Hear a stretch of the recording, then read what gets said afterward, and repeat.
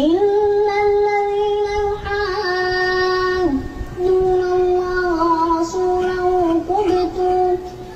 كبتوا كما كبت الذين من قبلهم وقد أنزلنا آيات بينات وللكافرين عذاب مهين. يوم يبعثهم الله جميعا فينبئهم بما عملوا أحصاه الله ونسوه والله على كل شيء شهيد. ألم تر أن الله يعلم ما في السماوات وما في الأرض ما يكون من